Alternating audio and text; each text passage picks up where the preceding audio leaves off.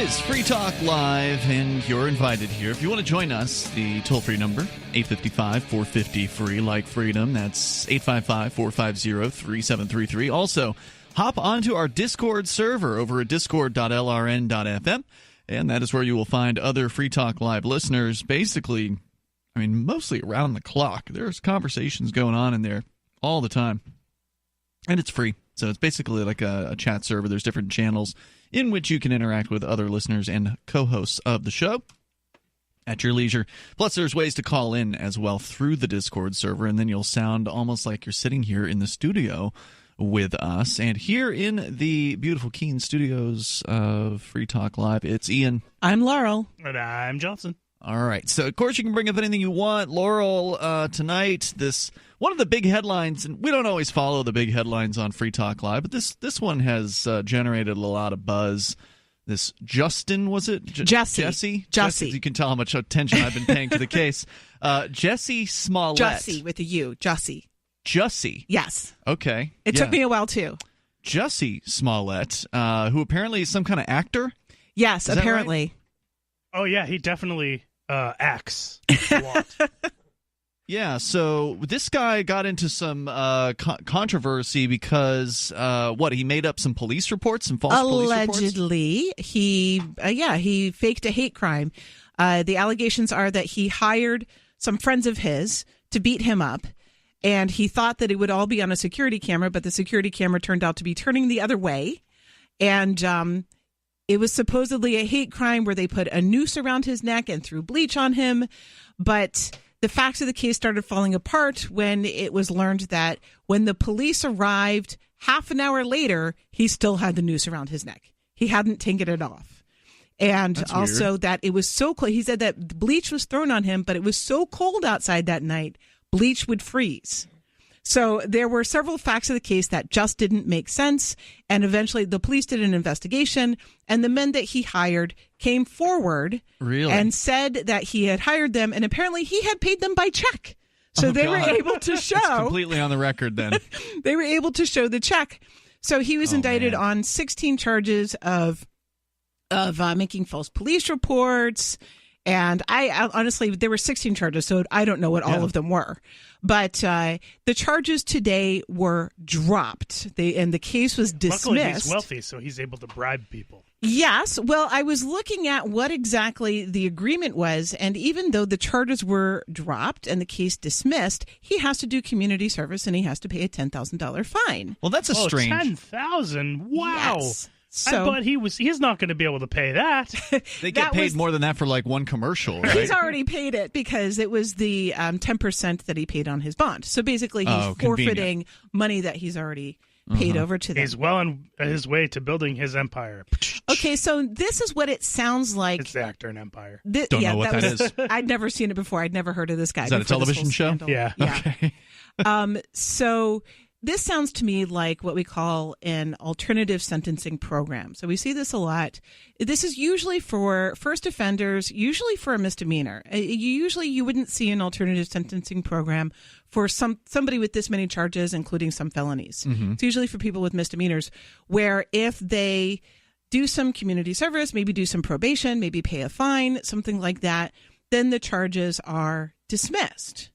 And in some alternative sentencing programs, there's an adjudication of guilt, and sometimes there's not. So basically, the government gets money out of you and obedience out of you without giving you a criminal record? Yes. I see.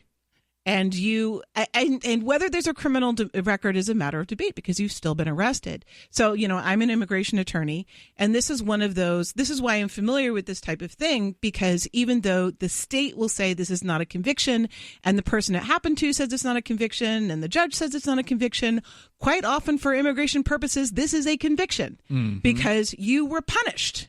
You had accepted that deal. You right? accepted the punishment, and you had a punishment. Why would you be punished if you weren't guilty? Correct. And often it will depend on whether there was an adjudication of guilt. So for some of these programs, you have to plead guilty in order to get the deal. And for some of them, you don't. So it really depends.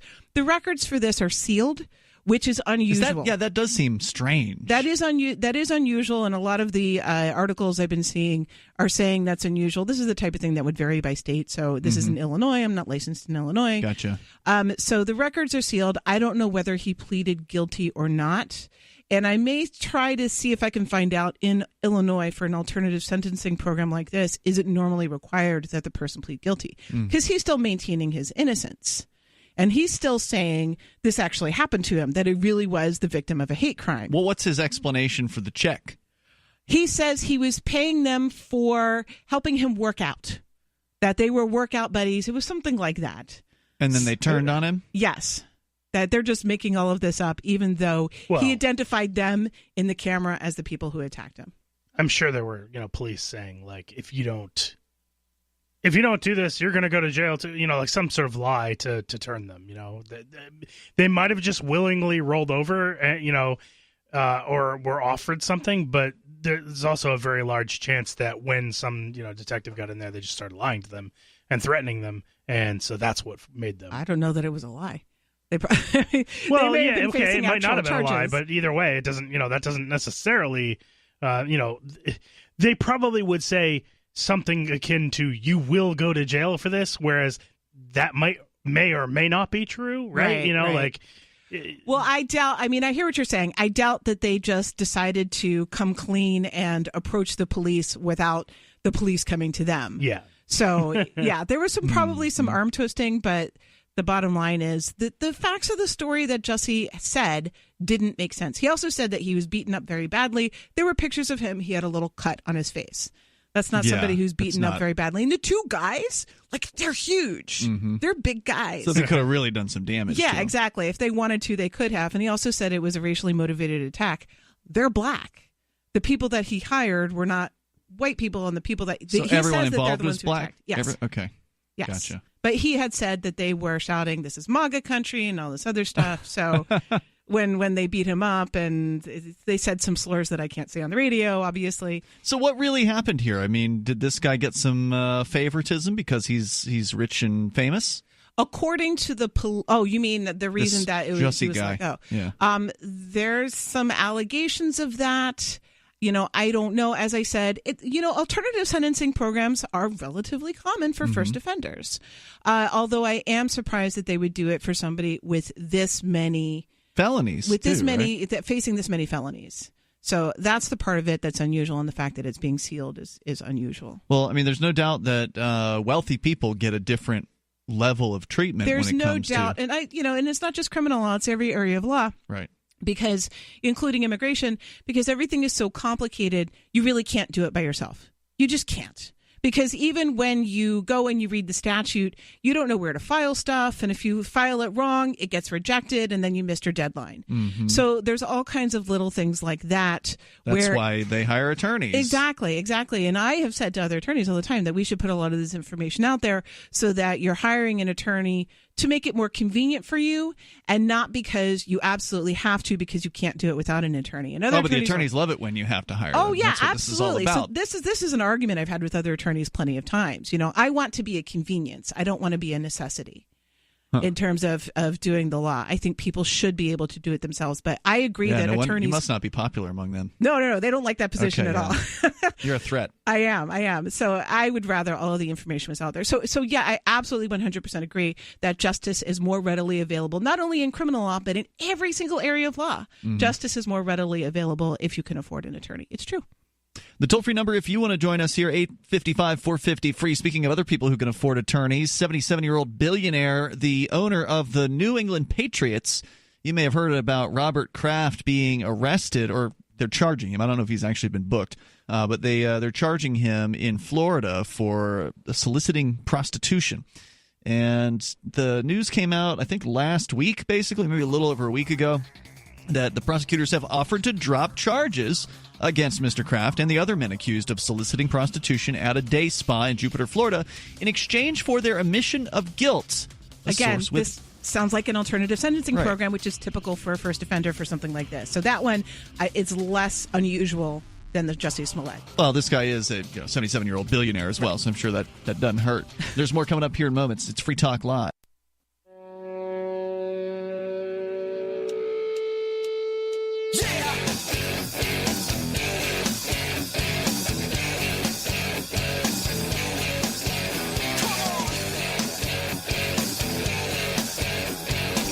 It's Free Talk Live. You're invited here to join us.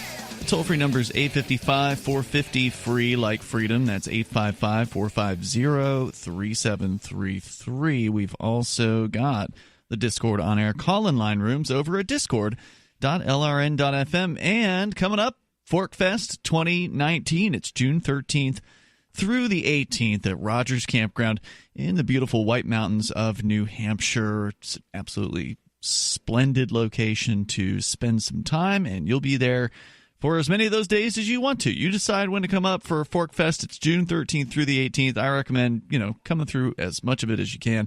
And then if you want, stick around for the Porcupine Freedom Festival, which starts immediately after ForkFest. So if you want to stay up for like 10 or 11 days, basically, you've got an excuse to come check out New Hampshire and connect with the libertarians and voluntarists and liberty-loving anarchists that have, many of them have already made the move up here. But this is a perfect excuse to come kind of get your feet wet here in New Hampshire. Go to forkfest.party. You can learn more about the event. It's a decentralized libertarian camping event, meaning that there's no one who's in charge. There is no board of directors.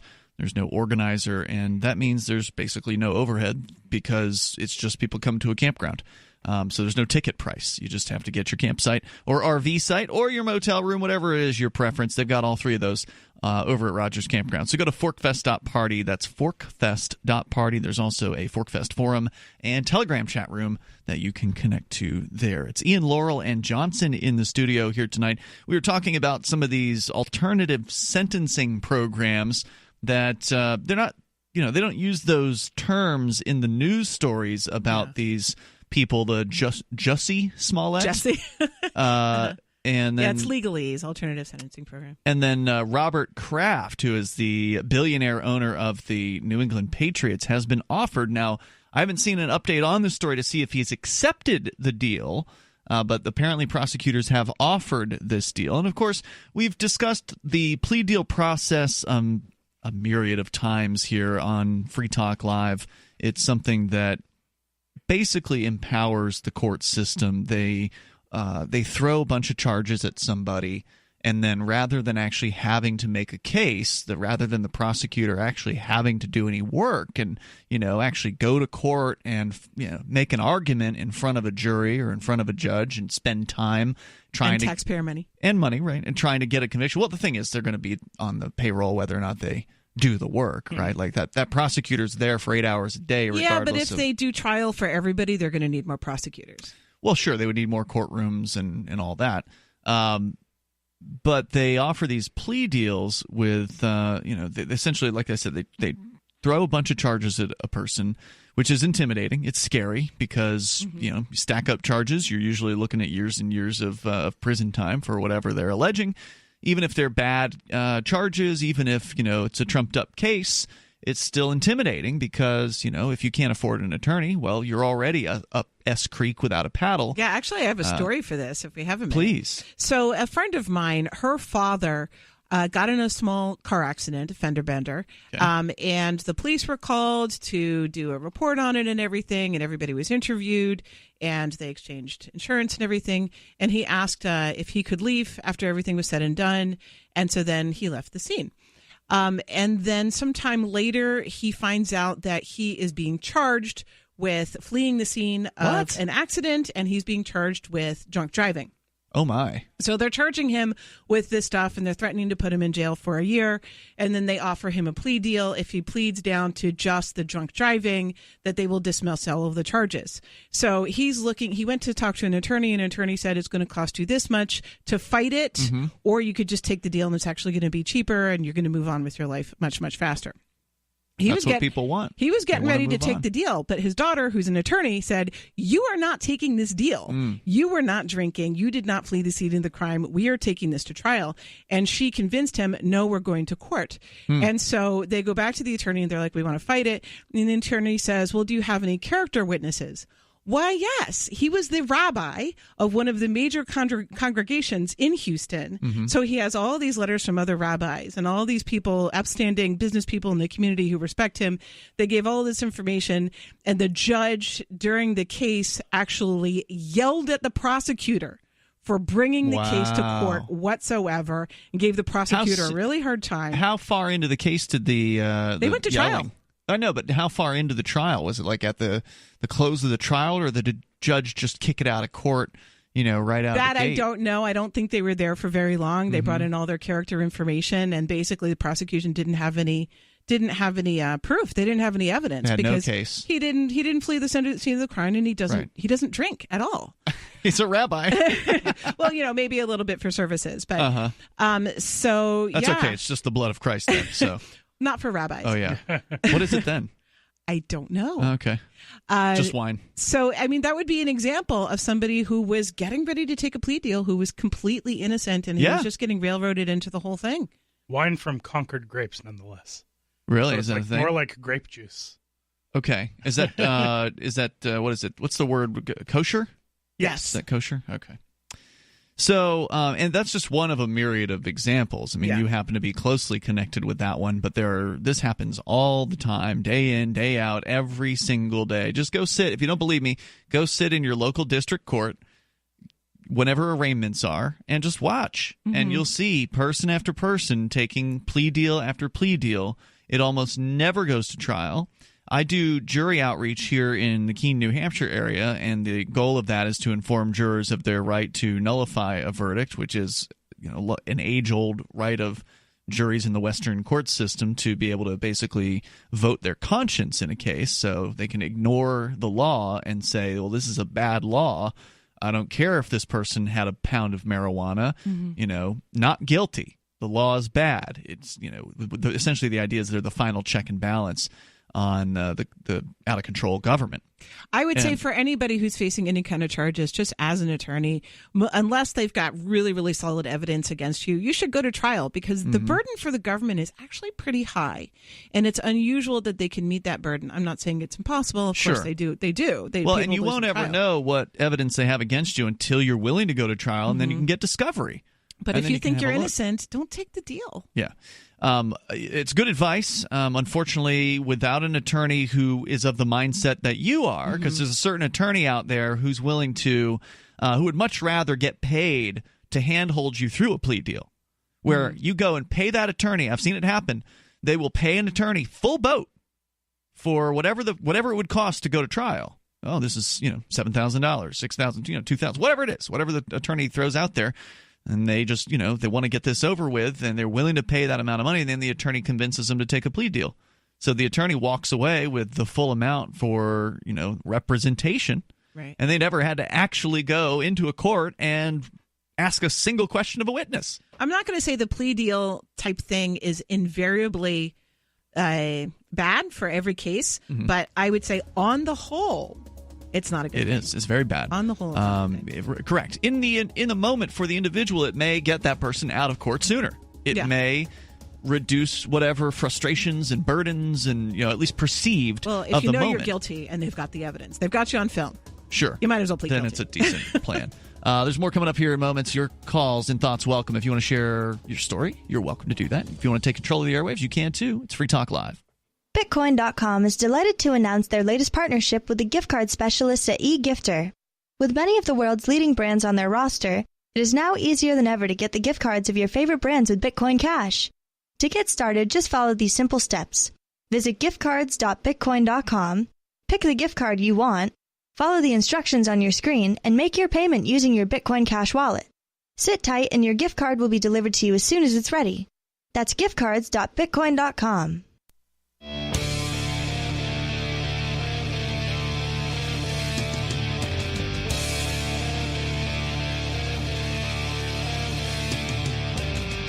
Hey, it's Free Talk Live. You are invited here if you want to join us. Our number 855-450, free like freedom. That's 855-450-3733. We do have the Discord on-air call-in line rooms over at discord.lrn.fm. With you in the studio tonight, you've got Ian. I'm Laurel. And I'm Johnson. All right, so bring up anything you want. We've been talking about the plea deal and specifically some of these alternative sentencing programs that seem to have resulted in this Jussie Smollett actor guy, possible fraudster, lying allegedly to the police.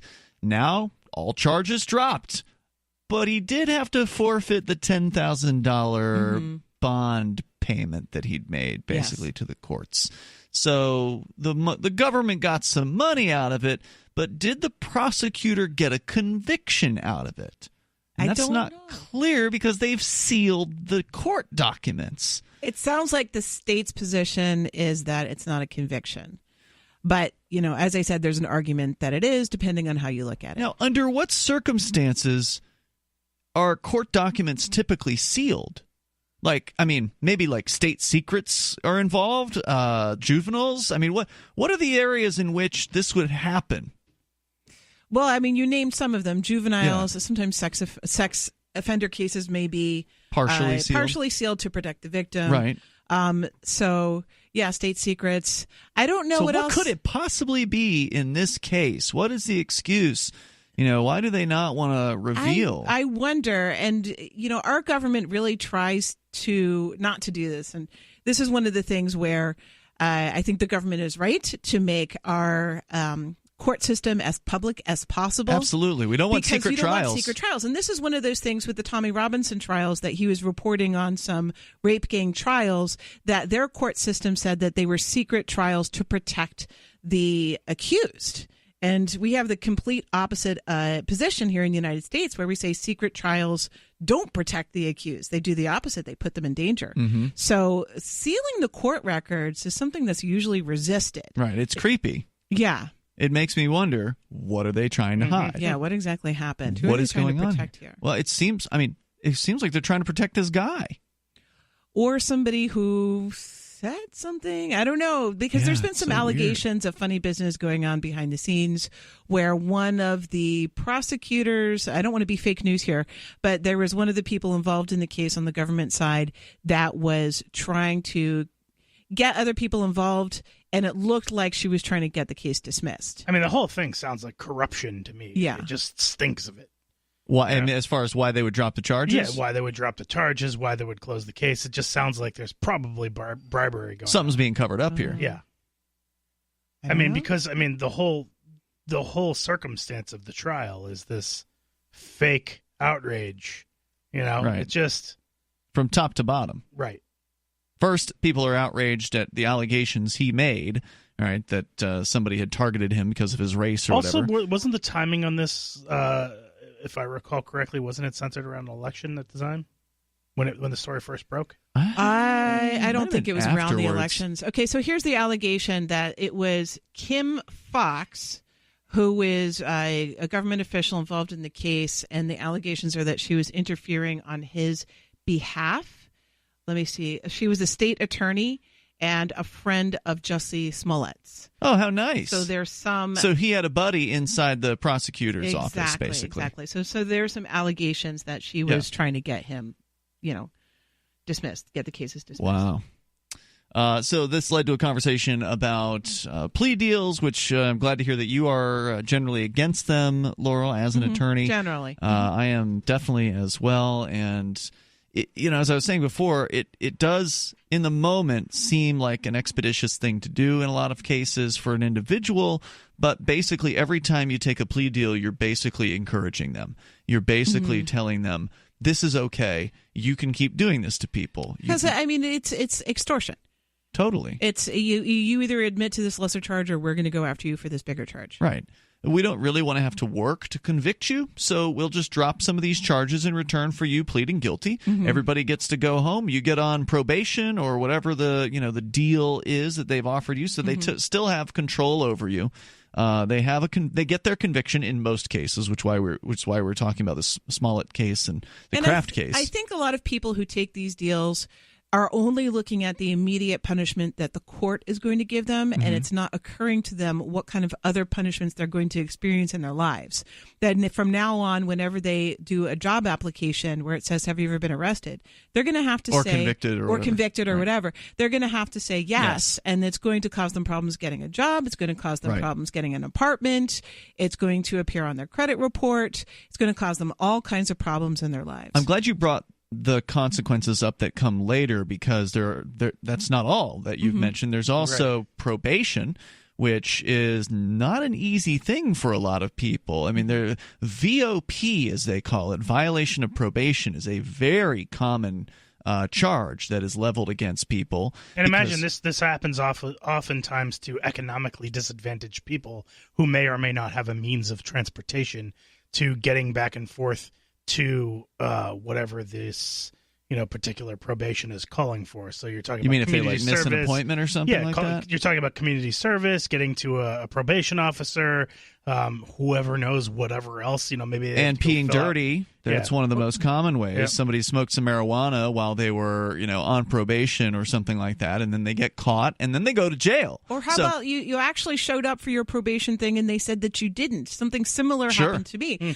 This was many, many years ago. I was actually on welfare, and I had to show up to something. Mm-hmm. And I showed up, and the person I was supposed to meet with wasn't there. But I went. And so I also had I was supposed to mail something into them, and they said that I never mailed it in. Well, I'm an attorney, so I know you send it in with some sort of proof that you sent it in. So I had return receipt. And they said that I never went to the thing, and they said that I never sent in the papers I was supposed to send in. But you had proof. Oh, I had proof. So I asked for a hearing, because you can say you just, let it go, or you can ask for an appeal, and you go in front of an administrative judge, and it's just in somebody's office. And so the other side was actually by phone. And I show the administrative judge my return receipt that proved that it was received by the government official. And she says to the guy over the phone, she's showing me a return receipt that says you got it. And he goes, oh. Oh, that one. Yeah. I feel like they should be, clerical error or not, if it is a clerical error, I still feel like these types of bureaucrats should be held criminally responsible if they're caught lying like this. If they're caught lying like this, like they should be prosecuted. But then they could just be like, "Oh, I filed that one in the wrong file. Oh, I'm sorry. Whoops, sorry. You go to jail now. Yeah, you get to serve community service for your mistake. You're a dreamer. I like it. Yeah." I mean, that's the way I feel like it should go down. Wouldn't that be nice if these prosecutors actually had some liability for their because then they just wouldn't. How about you just not do that? Yeah. Right? Because they don't have to do that. They don't have to make someone else's life a living hell. They could just have made the mistake and then not pursue it unless it's a pattern, right? Mm-hmm. So if they're pursuing an individual case, an individual action like that, then they're just dicks, right? Because that's just them, seeking to be vindictive and wield their petty. What is that? When someone, like an office person has a little bit of power, Oh, yeah. I can't remember the term for it, but petty tyrant, right? Just that's them. Just I've got a little bit of power and I get to exercise it, and they will. Yeah, and they will. They love to. They actually seem to get off on it to some extent, these bureaucrats. So let's go to Matthew. He's in Louisiana, listening online via the TuneIn app. Go ahead, Matthew. So this morning I was so ticked off about the bump stock ban. The Supreme Court refused to hear the plea for an emergency injunction. I was like, just about ready to jump off the Trump train. Then I heard Jesse Smollett, they dropped the charges on it. I was like, okay, well, he must have come up with a statement of contrition, and we're going to hear it. And then no contrition. No. I'm like, what? Really? All right. Yeah. I'm back on the Hold train. on, Matthew. We're going to bring you back here in just a moment. Stand by. We'll continue and they've sealed the case. So if he was contrite, we wouldn't know. 855-450-FREE. That's 855-450-3733. You can bring up what you want on Free Talk Live. It's Free Talk Live. You dial toll-free, bring up whatever you want. Our number is 855-450-FREE, like freedom. That's 855-450-3733. We do have the Discord on-air call-in line rooms. You can jump into one of those, get on the air with us, and talk about what you want. We've been talking kind of about the legal system, specifically the criminal so-called justice system, where it's crystal clear that the people who have the money for big-shot attorneys get better justice than everybody else. Of course, everybody knows that, but then, we're getting into a little bit more of the detail on why the plea deals are a scam from, basically top to bottom, and these alternative sentencing. There's nothing inherently wrong with the idea of alternative sentencing, right? The idea that somebody's never committed a crime before. Alternative sentencing gives them the ability to maybe put a charge on file, which means basically it's not a conviction unless they get arrested for something else. Then they can kind of bring it back. Or maybe alternatively just not have any kind of criminal record whatsoever, but admit some level of guilt and pay a fine. That appears to be what they're offering to Robert Kraft, who is the owner of the New England Patriots. It hasn't yet been determined as to whether or not Kraft will be accepting that offer. And you're welcome to comment here. Matthew is still on the line with us here in Louisiana. Didn't have a whole lot of time in the last segment, but Matthew, please go ahead with your thoughts. Yeah, so like I said, this just looks like special justice to me. I mean, it's like, oh, he gets the special treatment because of who he is. And I don't know how a republic continue with that. When there's different justice for people with money versus people without? And of different classes and types of people. You know, there's pictures of him with Barack and Michelle. Now, I don't know if he actually knows them or this was just at the White House, you know, meet and greet, everybody shake hands sort of line. But it was just watching this stuff, and I'm like, oh, yeah, I'm voting against that. Yeah, I'm sorry. I was busy doing something here. I wasn't paying a whole lot of attention. That's all right. So it's not even a matter of who I'm voting for. It's a matter of who I'm voting against. Yeah. Well, if you're voting against somebody who is upholding the system that we were just describing, you've got a good selection of people to vote against. There's plenty of people like that. Everybody upholds this system. I just wonder who you're going to vote for. Yeah, there's nobody in the political. Vote for Ian. There's nobody in the political offerings that's going to make any kind of changes of any significance to the justice system. I mean, every now and then somebody will pander to criminal justice reform, and you could argue that they did put in a minor rollback late. I think it was in late 2018. They moved, what was it called, like the Baby Step Act or something like that. There was like this tiny little step in the federal government towards some level of criminal justice reform, and I don't even honestly remember how it was that insignificant. But nobody runs on these. Didn't cover it, so it was probably pretty important. The reason why people don't run on these things is because they don't want to be perceived as soft on. And thanks for the call. They don't want to be perceived as soft on crime. Well, we are seeing a couple of the Democrats. Not that I'm going to vote for them because of this, but we are seeing a few of them saying that felons should be allowed to vote, and I agree with them there. So that is, at least a step in the right direction. I think everybody should be allowed to vote. 18 and up, and they shouldn't be saying that if you get a conviction, you can't vote again. Should someone in jail who's currently being sentenced also be allowed to vote? Yes, absolutely. Okay, I agree.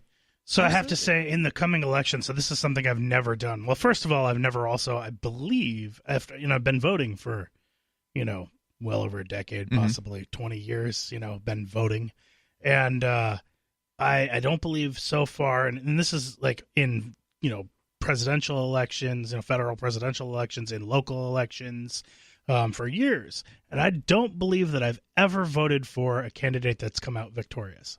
Ever. Wow. And like hundreds of votes. And that is because I've never done the whole voting against sort of ruse where you don't have any principles. I've never been able to be that person up until this coming election. The one that's coming in 2020? The one that's coming in 2020. If I've finally publicly set a condition where I will vote against someone, just vote, and I've made it very public that if Biden gets the Democratic nomination, I will vote for Trump just to spite every damn Democrat who makes the stupid decision of putting that power-mongering joke. Is he even running? Office. I think talked he's about not going to. I hope he's not. But I've made that one condition. You haven't gone out on a huge limb here. There's 50 different candidates for the Democrats. I mean, the odds that he's going to be the one are very, very slim. I certainly hope not. But if it were to happen, I don't know, man. I've kind of thought this in the past. It's always been kind of true that the worst possible candidate will rise to the top. It does seem that way. I think it's going to be Kamala Harris. Yeah, she's pretty bad. Yeah, I mean, but bad. it's kind of hard to say who's the worst in this particular field of candidates. But yeah. I think Bernie's going to be up there, but I think even his supporters are like, he's getting kind of old. I think the most laughable thing to happen would be if AOC decided to make a shot at the presidency. She's too young. Okay, so she's not 35. Not yet. No. Not yet. I think she's got another, what is she, 29 or something like that 29, right now? So it's yeah. going to be another two rounds before she could run. Oh, my word. Does she? That presumes she's not a flash in the pan and that she's not going to be out in her next term. She probably thinks she's a viable candidate. Well, but the horrible thing is there's a lot of people who think she's a viable candidate. And I'm like, really? She's as viable as any of the rest of them. I mean, she's an elected official.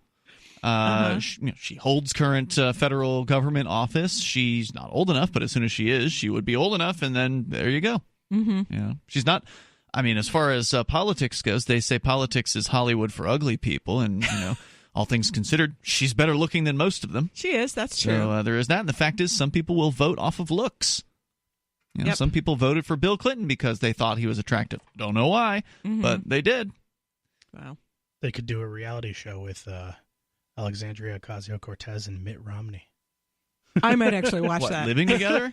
Just something. Hooking up. Who knows, right? Because wasn't Romney was another one that people were like, oh, he's a good-looking guy. That's why he's going to do well. Compared to, Bernie Sanders. Okay. So 855-450 free is our toll-free number here tonight. You had told sorry, I brought up Romney because I'm bringing up candidates that seemingly have no other qualifications. Whereas he was a businessman. Well, whatever. Well, what would be good qualifications? Right, exactly. I mean, but I think according to the the general electorate, experience or whatever, but nobody has experience as president of the United States before they're president of the United States. That's true, yeah. But I think a lot of people look for political experience, which is sort of why so many people had a meltdown about Trump becoming president. So I don't, whatever. I think probably it's ridiculous. I think that not having government experience is actually probably a very good thing. Yeah. Probably the most comparable experience would be either in charge of a large federal agency or in charge of or being a governor of a state. I'd like to see somebody who has none of that experience actually be president, because then they also haven't had to deal with corporate bureaucracy either. Yeah. Well, I'd rather not ever have a president ever again. Well, sure. If we can avoid the federal government existing, that would be great. Unfortunately, that's not on the table either. The toll-free number tonight is 855-450-FREE. Speaking of presidential candidates, I know, Laurel, you wanted to talk about this Kamala Harris. You just mentioned her a moment ago. What's going on? She wants to raise the salary of every public school teacher in the United States by $13,500. Wow. Now, when That's a lot of people, too, right? Yes. Like, there's a lot of teachers out there. There's a lot of public school teachers. So I ran the numbers, and the estimate I came up with was it would be an additional $50 billion a year or close to it. But I'm seeing some other articles that are saying it's $300 billion. So I don't know whether they're just looking at salaries or they're looking at, is she also proposing that they increase benefits? Because, when teachers talk about their salaries, before you go on, when you were running the numbers, how many teachers did you find? Oh, dear. I'm going to have to look it up. But it is actually several million. 3.2 million I'm seeing here on Google. Yeah, that sounds about right. And that's just for the teachers. I looked it up once, and the number of people who work for the public school system, and this is 50 states, so you're adding them all together, plus the District of Columbia. When you look at all the people who work for the public school system, that population of people is greater than all of the people who work for the federal government, including the military and the post office.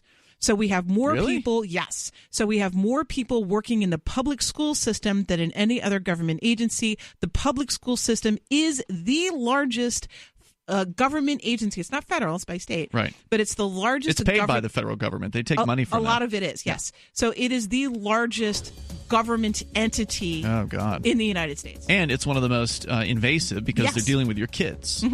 The toll-free number is 855-450-FREE. Let's talk about this idea of, increasing the teachers' pay, because a lot of people are going to cheer this on. Everybody loves teachers. Are you against education? If you oppose this, you must hate teachers and you must hate children, obviously. 855-450-FREE like freedom. You can join us here. And this is Free Talk Live, plus censorship in the EU.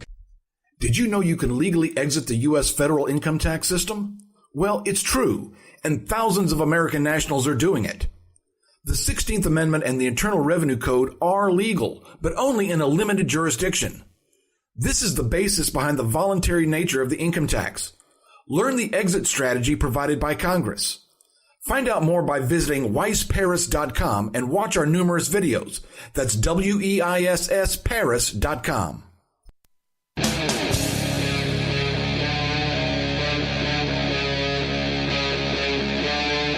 Free Talk Live.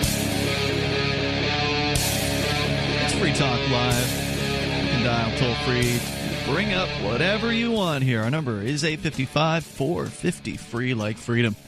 It's 855-450-3733. We do have the Discord on-air call-in line rooms over at discord.lrn.fm. With you in the studio tonight, it's Ian. I'm Laurel. And I'm Johnson. Now, of course, you can bring up anything that you want. We've been talking about the court system, plea deals, these alternative sentencing programs that this Jussie Smollett actor guy might have gone into in order to basically get out of multiple felony charges for essentially lying to the cops, filing a false police report, and whatever other ones. There was like 16 of them. And I also brought up the Robert Kraft case, which is related because they offered him a deal. And just did a quick search because it had been about a week and a half since I'd originally gotten that news about him being offered the deal, and published 8 minutes ago at WCVB.com out of West Palm Beach, a scheduled arrangement for New England Patriots, and I think this is actually a New England station, but the story's out of West Palm Beach. Anyway, the scheduled arraignment has been canceled for New England Patriots owner Robert Kraft, originally scheduled for this Thursday morning.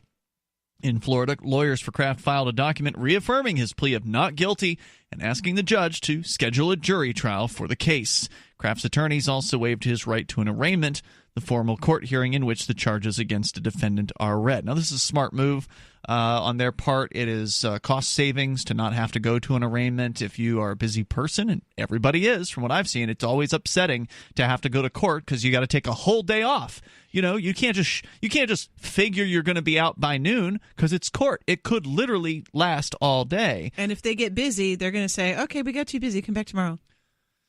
I haven't seen that happen around here, happens but in immigration. Yeah, but I bet it does happen if they get too busy. And so it's like, yeah, they are there, they're getting paid, but you're not getting paid, and they want you to show up to their thing. Well, here's this arraignment, which normally takes all of 2 minutes. You know, basically, once you finally get in front of the court, at arraignments, there's a ton of people there usually. And 99% of them take a guilty plea. So you're just sitting around and watching as all these people plead guilty after guilty after guilty, and then it's your turn. And, of course, they're offering you some kind of sweet deal, or at least it seems sweet on its face. It'll get it over with sooner is the idea. Of course, then, as you pointed out in the last hour, Laurel, there's all these other consequences that come later from you having now a guilty criminal conviction on your record that can hurt you when it comes to finding a job. And you better believe it's going to hurt you if you get caught for something else. If they arrest you down the line, well, now you're not the first-time offender anymore. Now you're somebody with a criminal conviction on your record. Whereas if you do instead not take the plea and you go to trial, then you actually get to see the evidence that the court has against, or that the prosecution has against you. It's called discovery. And you might actually, it might turn out that they don't even really have a case, that their case is paper thin and they have, no witness, or their witness is unreliable, or the evidence that they collected was bad or mishandled, or you don't know how badly the cops have botched it up until you get to look at the evidence. Because until then, it's just all bluffing on their part. It's just all blustering and, puffing themselves up and looking like they're scary. They've got jails and, cages and cops behind them. And so it's a very intimidating process. But in many cases, the investigators cut corners, or the detective or the officer didn't fill out the right paperwork, or they filled out the right paperwork but didn't fill out the right parts. I mean, there's all kinds of things that screw up. I've seen parking tickets get tossed out of court because the parking enforcer didn't write down the right license plate on the car. They just botched up the most basic elements of their job. And why should they be cautious? Why should they be careful about these things? Most people are going to take the plea Right. deal, so they don't have to worry about it. I'm going to admit that there's a ticket that was written for me in Florida before I left. Yeah. But they got my name wrong and my driver's license number wrong on the ticket, so I ignored it. Sweet. I'm like, that's not me. Right. I guess they gave me someone else's That's ticket. some other person. So if you want to comment, you're welcome to join us here. Before we continue with your calls, I want to share this update here on the Robert Kraft case. So again, his attorneys filed to waive the arraignment. So again, if you want to waive an arraignment, if you're going to go to trial, waive the arraignment. There's no reason to go and sit in a courtroom for 2 hours or whatever just to tell them not guilty. You can write it down in a motion to the court. I mean, this isn't legal advice. It's just what I've done. You write a motion before, well before the arraignment. You got to give them usually a couple weeks to process it or You're whatever. looking at me, this one I don't know, because this is getting into some of the procedural stuff that may vary by state. So Yeah. I don't know the answer to this one. Well, it works in New Hampshire, and I don't see why it wouldn't work anywhere else. It's just to say, hey, look, I don't need an arraignment. I want to go to trial. So go ahead, schedule me the trial and waive the arraignment. Just put in a motion to do that. And, of course, normally when you're filing in court, you usually have to file with the court and send a copy to the prosecutor, typically. And if you do that, I mean, there's almost no reason why they wouldn't waive the arraignment for you. They'll just go ahead and schedule the trial and take your name off the arraignment docket. That's it. So that way Kraft doesn't have to go all the way down to although he wouldn't have to. He could probably just have his attorneys appear in his stead. But it keeps the attorneys out of court, keeps Kraft out of court, and then you just show up for your trial date at that point. Kraft and other men have been charged by the Palm Beach State Attorney's Office with soliciting prostitution at an illicit massage parlor. He was also offered the opportunity to enter a diversion program, which would have required him to concede that he would have been found guilty if the case went to trial. So that sounds like a guilty plea yeah, it to sounds me. like he's being required to plead guilty. Yep. Kraft rejected the offer earlier this month. According to police records, he was chauffeured to the massage parlor in 2014, and it was an evening. They secretly videotaped him, that is to say officers did, engaging in a sex act and then handing over an undetermined amount of cash.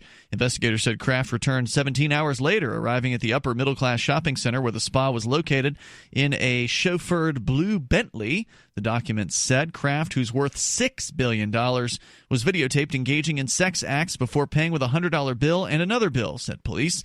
Hours later, he was in Kansas City for the Patriots' victory over the Chiefs in the AFC Champion game. Over the weekend, Kraft released an apologetic statement about the case. Quote, "I am truly sorry. I know I have hurt and disappointed my family, my close friends, my coworkers, our fans, and many others who rightfully hold me to a higher standard," which is a strange thing for him to release before the trial.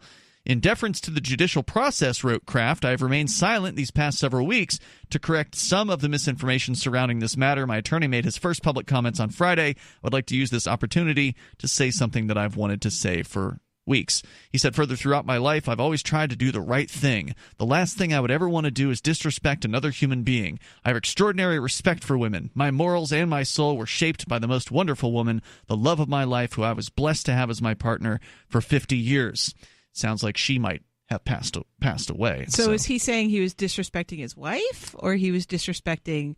I don't know the what women that he's he saying. hired? I mean, he 'Cause paid them, so therefore he respected them. Yeah, I don't think it's disrespectful to women to pay for sex. I No. just don't think that it is. It's not at all. It's a voluntary exchange. Yeah.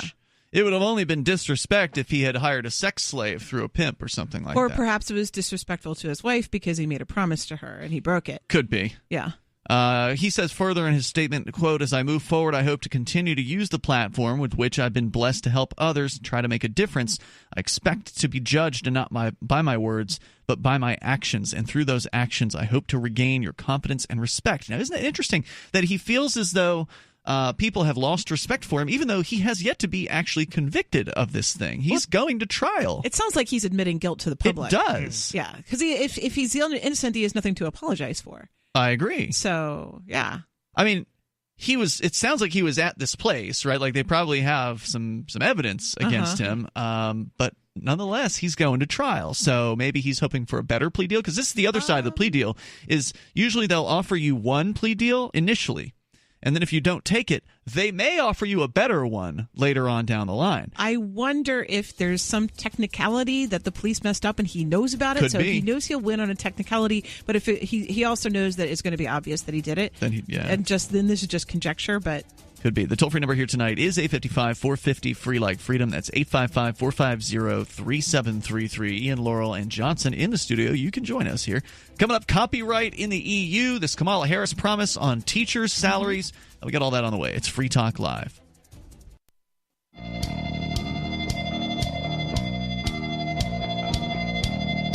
It is Free Talk Live, and you can join us right here. The toll-free number is 855-450 free like freedom. That's 855-450-3733. We do have the Discord on-air call-in line rooms. With you in the studio tonight, it's Ian. I'm Laurel. And I'm Johnson. We also are big fans of the folks over at Liberty.menu. It is a tool for the Liberty community. Individuals perhaps like you, who reject the initiation of force and who agree to abide by the ethics of the non-aggression principle, they and you, if you qualify, are welcome to post over at Liberty.menu.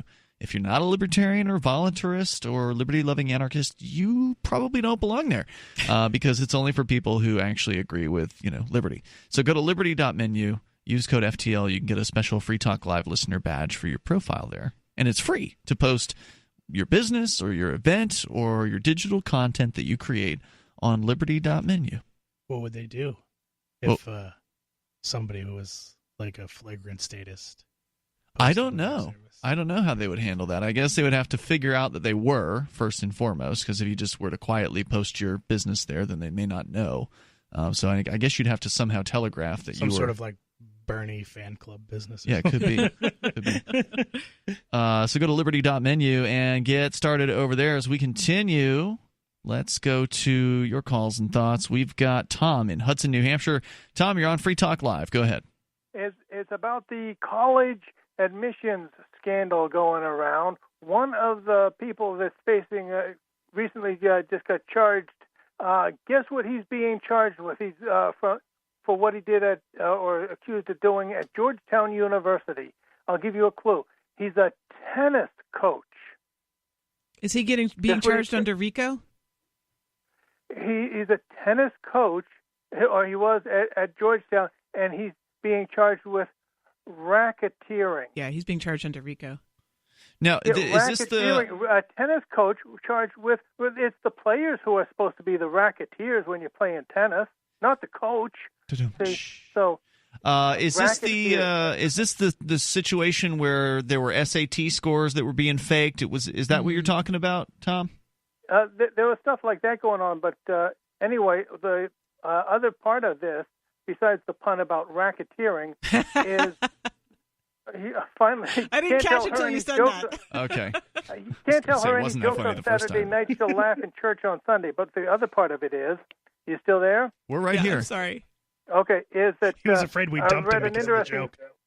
An interesting part of how for grades K through 12, there's all kinds of stuff like that going on. You have to come up with a $600,000 mortgage so you can have a legal place of residence within the town limits, those lines on the map, for the district where they have the elite K through 12 schools that have the highest rating in the state and stuff like that. So it's been going on for years and years, right out in the open, as far as grades K through 12 with the government-run indoctrination centers. And so why is that still acceptable, and yet this other kind of bribery is not? That's another way to think Well, it's of it. okay when you do it through the system, but when you do it outside of the system, then they get mad.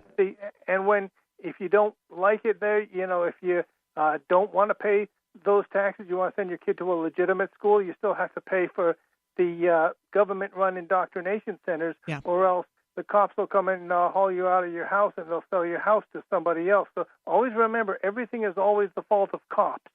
Thanks for the call tonight, Tom. The toll-free number is 855-450 free like freedom. That's 855-450-3733.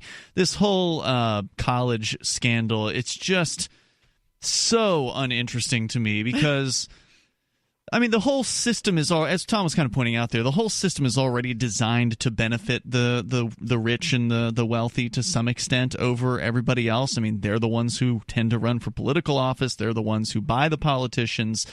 They get the laws with, loopholes carved out for them. Well, to me, the only interesting thing about it was that it really clarified something that, we already knew, which was that one of the major values of the education isn't the education, it's the social status that comes with it, because people are not paying hundreds of thousands of dollars or millions of dollars just to get into the school and expect to get that money back based on the improved earning potential for going to the school. It's obviously not about increased earning potential, it's about social status. So to me, it's the case you can point to say college isn't about education. It's about social status, and we should opt out.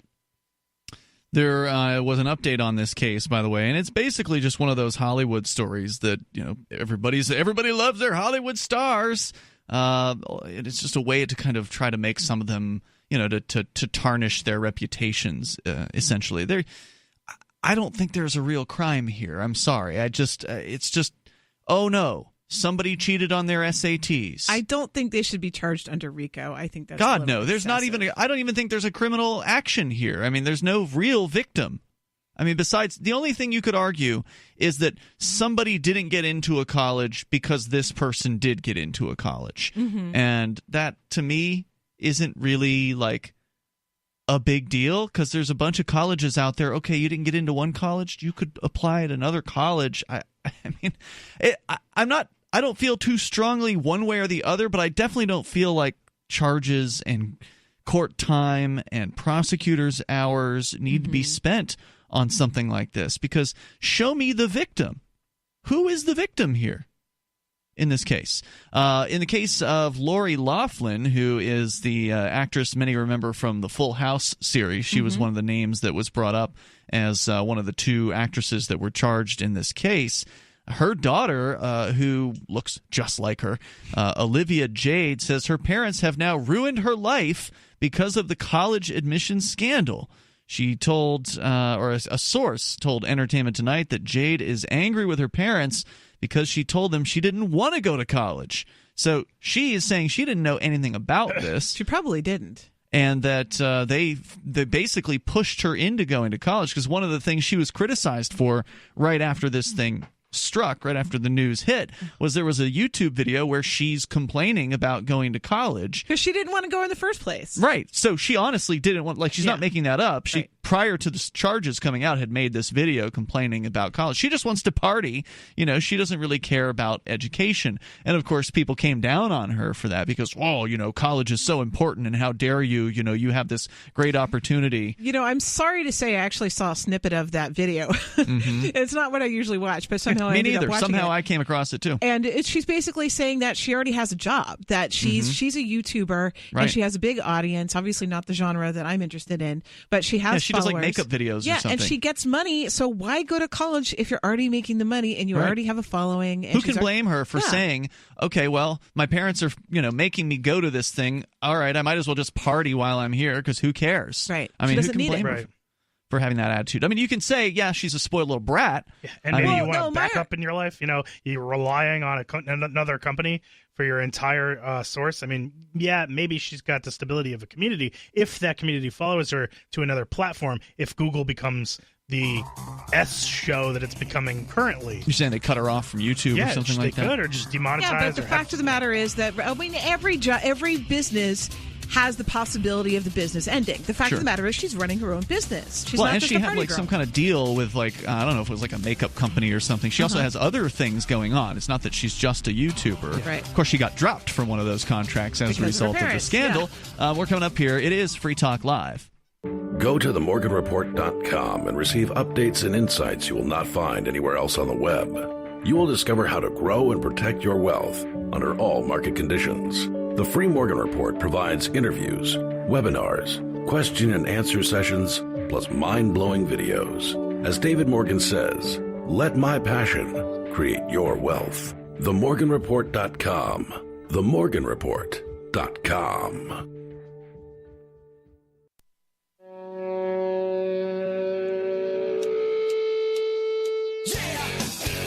Free Talk Live. You dial toll free and bring up anything you want. Our number here is 855-450-FREE. That's 855-450-3733. Boy, how dare you, dare you come out against the college system and disrespect it by basically admitting the truth in the case of this Olivia Jade is her name, the daughter of Lori Loughlin, complaining because her life, she says, has been ruined. Now, obviously, that's what you might expect a teenager to say during a situation like this. But she may actually have an argument, at the very least, that her life as she knows it in the moment has been ruined because she's lost 2 business deals as a result of the scandal brought about by her parents paying bribes, essentially, to get her daughter or to get their daughter into the college system. Now, part of me is sympathetic because her parents did cause her to lose the deal, but then also she probably got the deal in the first place because those were her parents. Oh, yeah, likely. I mean, she is wealthy, she's attractive, and she apparently had 2 major sponsors, Tresemme and Sephora, and I believe those are like women's makeup brands. She lost both of those deals. Tresemme or Tresemme? Tresemme? Tresemme would be like hair products. Oh, okay, hair products. Gotcha. Sephora would be makeup. Sephora's makeup. Okay, got it. So makeup and hair products. Anyway, she lost both those deals because of this. So did she do something wrong? I mean, nope. Besides speak out about how she didn't want to be in college, right? Mm-hmm. Like, that's the only thing. That's what this was all about when, this news broke and she was getting a lot of heat. It wasn't because she knew. She allegedly didn't have any idea that they cheated on her behalf to get her in. But it was simply because of her attitude towards college. And I think that's why she's being punished by people, is this idea that college is so important and so great and you have to do it, and how dare you have a negative attitude about it. And I can understand why somebody would criticize her for being bratty. That's probably true. But that attacks that attacks the basis of the social status for so many people who get their social status that way. So you can't attack the basis for them having pride in themselves, what they see as important and relevant to what their position is in society. So that's why they can't have her say that. Well, there's also plenty of, moderately pretty girls who have, don't have massive YouTube followings. And the very fact that she has a massive YouTube following may have something to do with who she is, right? So for sure, people are going to be upset about that as well because, jealousy.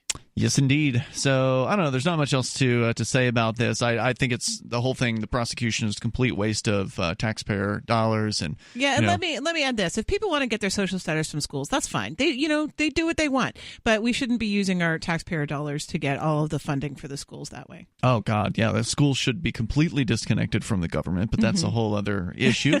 Let's go to Sarah in New Mexico. You're on Free Talk Live. Hello, Sarah.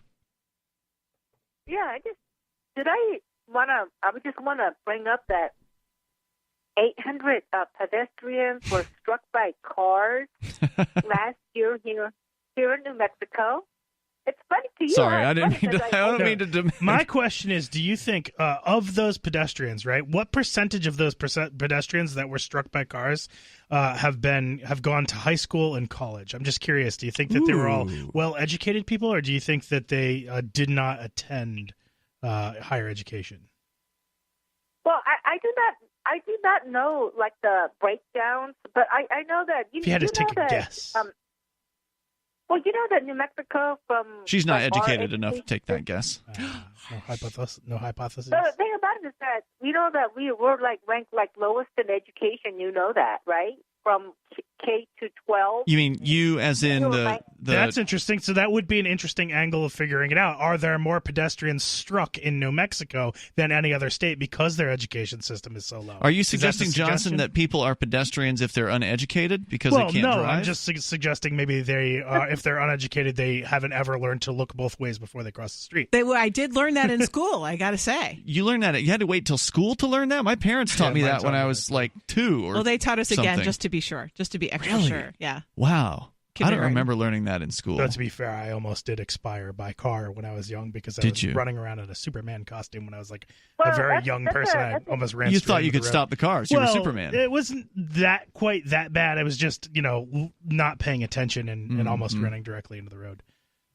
Sarah? Well, I believe that because of our low education level, that we have like very bad like traffic laws, like people going both ways on one-way streets, people running stop signs and red lights.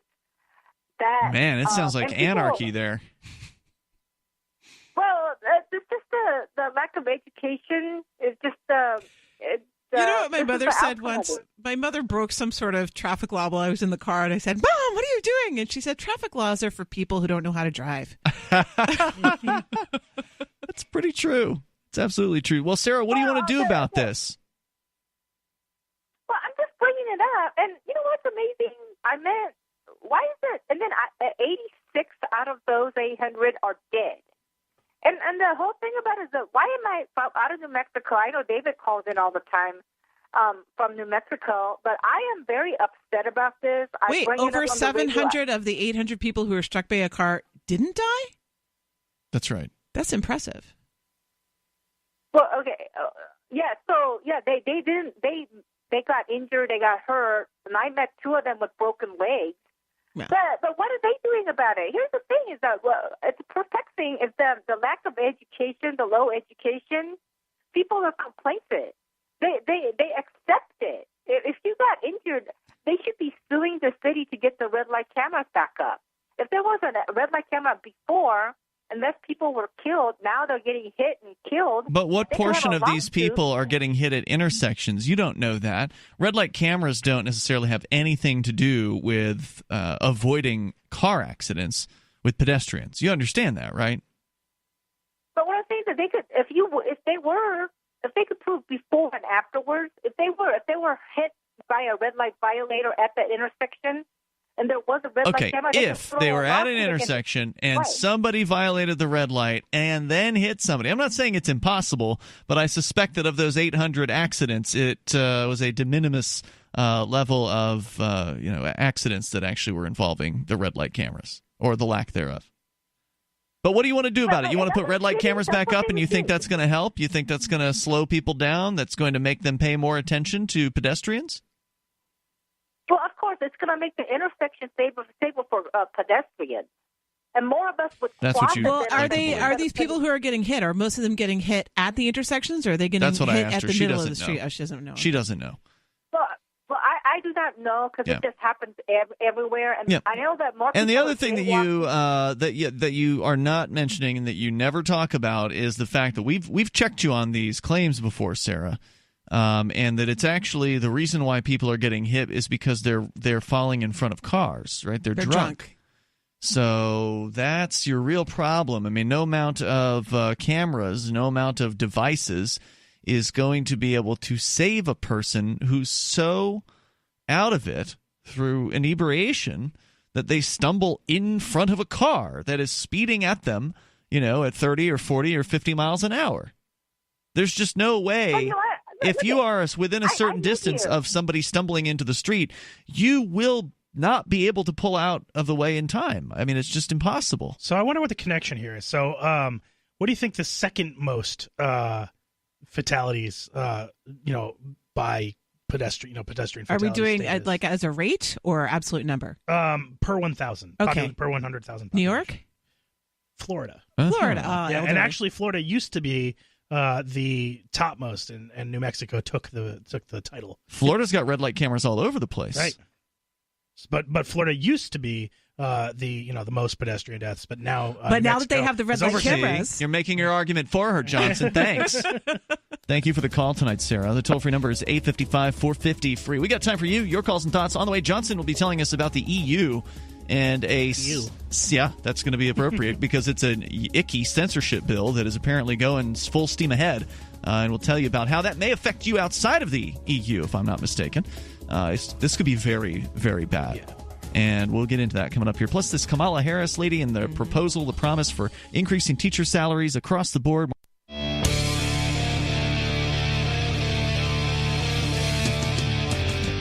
It's Free Talk Live. Dial toll-free and bring up anything that you want. Our number here is 855-450-FREE, like freedom. It's 855-450-3733. And we've also got the Discord on-air call-in line rooms over at discord.lrn.fm. Want to make sure you know about Bitcoin.com. It is your premier source for everything Bitcoin-related. Bitcoin.com can help you choose your Bitcoin wallet, as well as buy some Bitcoin, show you where you can spend your Bitcoin as well. You go to Bitcoin.com, you can read the latest news headlines on their news site and engage with the community on the Bitcoin forum. Go to Bitcoin.com. With you tonight, it's Ian. I'm Laurel. And I'm Johnson. Back to the phones to your calls and thoughts. Eric in Georgia, you're on Free Talk Live, watching us on YouTube. Hey. Go ahead, Eric. Hey, thanks for having me. Sure. Yes. Yeah. First, remember, I called in the Sunday to talk about universal basic income and how I think it can be voluntary. And there's one point that we did not really touch on that I think is most important. Why I do think people would pay for it voluntarily is because... Just to recap briefly, I'm sorry for our listeners just tuning in, your proposal, if I recall correctly, was to basically have a lotto that would fund a universal basic income. Yeah, it would be... basically, it wouldn't be a set amount. It would just be based on how much money is raised. We'd have a portion would be set aside for the actual prize money. The rest would go to give everyone a dividend of just how much is raised. Okay, so we were skeptical in the studio, but go ahead with whatever you wanted to add to that. Well, one thing on this, if I would say it does address a problem or an issue. I think if we don't go for if the solution is not a universal basic income, I would say we should at least be thinking about it. Is that right now? I'm sure you probably have heard this before. Is that we are in the mid? We're probably in the very beginning of a very, very, very painful transition. As about is projected to be about 30 to 45% of all jobs will be automated, and with a lot of people out of work. Well, that presumes that this is the fear-mongering that goes around to justify the UBI. It presumes that the elimination of a job won't be supplanted by the creation of new jobs. Right. I think go ahead. We should subsidize buggy whip makers. We should have a universal basic income for all people who care for horses, because it's extremely important. Because their jobs are going to be automated by these motor cars. So I think that it's fine for us to be talking about the possibility that jobs will actually be displaced. We don't know whether that's going to happen or not, but it is a possibility. We could talk about that, and sure. I think that it's fair for us to be looking at possible solutions and putting everything on the table. However, having said that, I think for both of them, we should be acknowledging that we're talking about a possibility, something 20 years, maybe 40 years, maybe further in the future, if it happens at all. So we are talking about the possibility of these things happening. So when we're looking at solutions, we are not looking at implementing these solutions now or in the next few years. We're just talking about the possibility of, if this does materialize at some point, what might our solutions be far in the future? This should not be an argument for instituting these things before there's an actual problem. Well, for starters, I would wait until if we were to do something like this on universal basic income, you don't want to wait until the problem actually gets here. Why not? For one thing, because why is that? Why do you want to implement? Why do you want to implement the solution before the problem? Because I don't think at that point, if actually we have 45% of all jobs or 45% of people are out of work. But that's not going to happen. Are we at 45% unemployment? But that's not going to happen overnight. It's not like you're going to wake up tomorrow morning or in 10 years and then all of a sudden it's going to go from 0 to 45%. I mean, it would be increasing over some amount of time, I would imagine, if that were to actually occur. Yeah, that's starting now, though. That is starting now. So what's the unemployment rate right now? Excuse me. What's the unemployment rate right now? Isn't it like 5%? That I don't have the numbers right before me, but I do know that jobs are being automated, though. That's true, but if the unemployment rate isn't going up, then we are finding those people are finding work. Exactly, people are finding work in other segments of the economy, which is exactly what Ian is saying is going to happen. I have a radical idea. How about instead of a universal basic income, we have a universal zero tax rate? I'm in favor for that, and that's to just reiterate for that. That's why I'm proposing it being funded voluntarily primarily through lottery tickets. So I'm opening up the other voluntary revenue areas though. But yeah, so I would say why not both? Well, again, if it is voluntary, then by all means have at it. If you want to create a voluntary program where people can essentially disincentivize people from working. Why couldn't you start this now? By the way, the unemployment rate right now is 3.8%, which is very low. Across the United States. Yes, okay. And that is as of February of 2019. And the question you have to ask yourself is, if this is something that you could start now, why doesn't exist? Probably, maybe, because it doesn't work. Well, there are some people who have experimented with UBI. There was an experiment over in, was it Finland? They dropped that like real fast. It didn't even make it the full. I think there's a city out in California where they're trying it out. There is one. That one's being funded by private donors. Oh, I see. In that case, from what I understand. Well, I still think it's fair. It's fair to try it out and see how it goes and see whether people go out and employ themselves in other ways. Hell no, they won't. They're going to get cash money for sitting around and doing nothing. All this is going to do is incentivize laziness. I think you're right. Well, I believe the studies in Finland did and say it didn't help for unemployment go down though, but it didn't make it worse though. It was basically just neutral, but it did help, and it had a very big significant help in the mental health though. Temporarily, I'd say this is one of those things where it's like, how long was your study? Because I think most people, if they get free money, they abandoned it before they finished it. At first, when you get free money, at first you're super excited, and then you get used to it. It's called hedonic adaptation, and with hedonic adaptation, I've not heard that term. Whatever new good thing is happening in your life, you get used to it, and then it's no longer. Just normal. It's just it also normal. applies to being in prison. Yes, it also applies to the reverse. If something bad is going on, you get used to that as well. Right. That's institutionalization in that case, right? So, yes. So with hedonic adaptation, it's just how long is that going to take to take effect? So people may at first feel better because of this, but eventually they're going to feel normal, and then they're going to want more money. It's not enough. I'm not happy anymore. I'm not as happy as I used to be. Therefore, I need more money. And they'll just complain instead of actually going out and working because it's a lot easier to just beg. If begging works, then it's a lot easier to do that. Right. It'll never be enough. Well, one thing I just want to add to the whole horsey and buggy analogy, though. So, I mean, yes, you can because you can see it can be a very easy transition from driving a horse and buggy to driving a car for this. But if you have like automated self-driving cars or truck drivers, that's a bit of a game changer, though. Well, as it's been pointed out so go ahead. With the automated stuff for the truck drivers, it's actually not going to eliminate their jobs. It's going to make their jobs easier because they still need somebody in the truck. Well, they have to have somebody to load it and unload it. That's true. They've got that when they get there, though. Yeah, so maybe eventually in the future.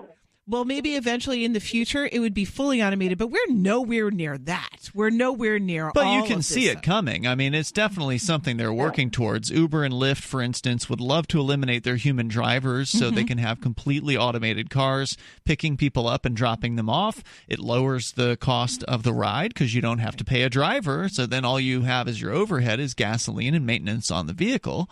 And so that takes a huge chunk out of what they – because right now Uber and Lyft are paying 75% of the ride to the driver.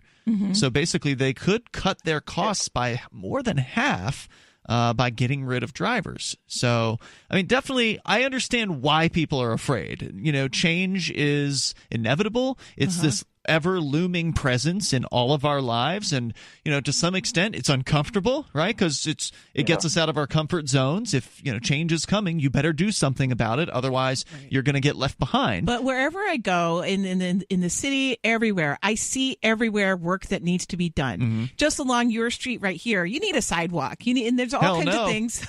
Then they put in those granite curbs. No thanks. But you can see room for improvement everywhere. But those things aren't being done because we, as a society, there's a greater need for the work to be done someplace else. Well, if we can get some automation to do the work someplace else, then we will free people up to do all these other things that need to get done. Yeah, that's true.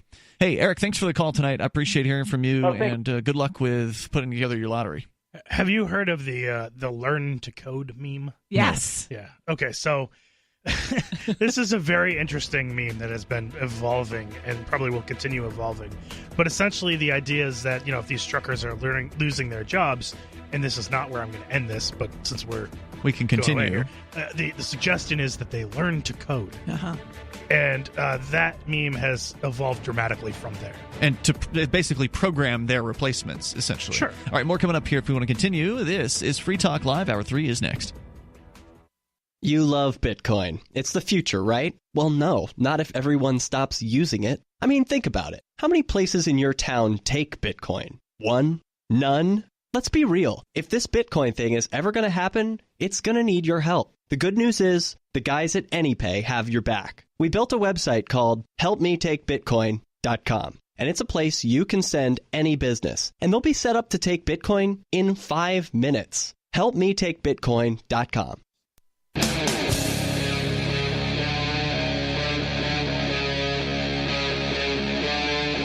Free Talk Live. It's Free Talk Live. Dial toll free. Bring up whatever you want. Our number is 855-450-FREE, like freedom, as we launch into the third hour of the program, where you are invited to take control of the airwaves. With you in the studio tonight, it's Ian. I'm Laurel. And I'm Johnson. And you can bring up anything that you want, whether it's the college scandal or, as we talked about earlier, alternative sentencing. Anything goes here on Free Talk Live. Let's go back to your phone calls and thoughts. And then coming up, Johnson, you've got a story out of the EU, a follow-up on it. I think we covered this. I don't know if maybe it was on one of your nights or maybe it was a Friday when Chris is here. Probably a Friday. But the EU copyright crackdown that we'll get into, it's apparently moving closer to becoming a reality. It's become a reality today. Yeah, we'll share more about what that means and what it means for you, even if you're outside of the EU, as most of our audience is. So why it's relevant. That's all on the way. Here in this hour, your calls and thoughts first, though. Let's go to Bad Slave to start things out on our Discord call-in lines. Go ahead, Bad Slave. Thank you for taking my call, Yes. Ian. Laurel, I Hi. have a question for you. Sure. How you doing? Good. That's great. The New Hampshire Bar Association. I know you've not been in New Hampshire a long time, but I mean, you probably have an idea of how these bar associations, do their business, whatever that may be. Uh-huh. And I actually think that they are perpetrating evil. And so my recommendation is that the legislature, pass some new regulation to enable the possibility of multiple regulatory agencies to regulate the legal. Now, wait a minute. When you say regulatory agency, are you talking about a government bureaucracy? No, I would actually rather it private. Well, the Bar Association, basically it is. Lawyers it is regulate private, themselves. but it's an established monopoly. Yes. That gives us no choices. Yes. So just to be clear, normally when the term regulation is used, at least in my experience, it has to do with government control. Usually in the marketplace, you use terms like certification, voluntary, certification standards. That would be an additional change that I would be asking for in this legislation, is that people that are not licensed be allowed to practice law as well.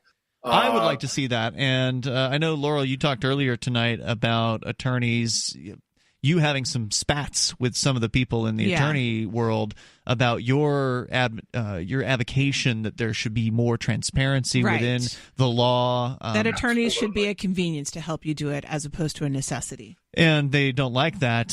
Certainly those same attorneys that would argue against you in that case would probably be against Bad Slave's proposal, because allowing just anybody to so-called practice law is a huge threat to their their monopoly or their oligopoly. I mean, I'm of two minds on this. Well, okay, so a couple of things. One, there being a monopoly. Well, I mean, in some ways, but then there's 50 monopolies. So in some sense, you do have states competing with each other. So it's hard to say. It's but within each state. Yeah, right. Not within the state. Within one state. In New Hampshire, I will say this, and I don't know how many states are like this, and you may not either, but you can do an attorney-in-fact representation, and I believe that's where, my understanding, that's the terminology, where if I wanted to have Bad Slave be my representation in court, I could have him apply to do that.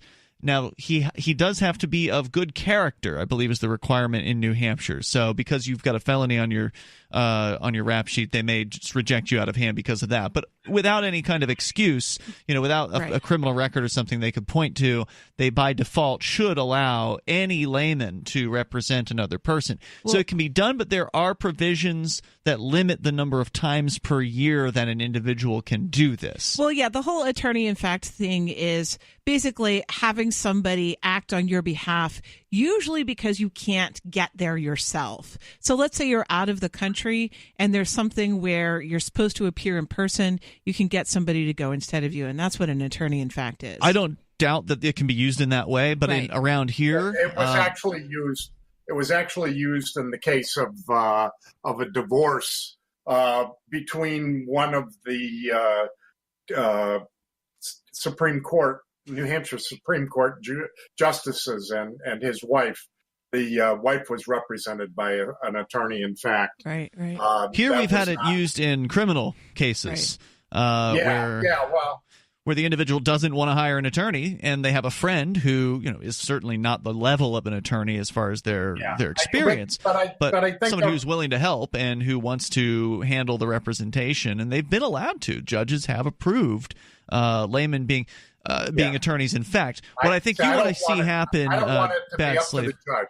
I think what you I think what you want to see happen is it just be allowed across the board, no limitations, because right now there's buyer beware.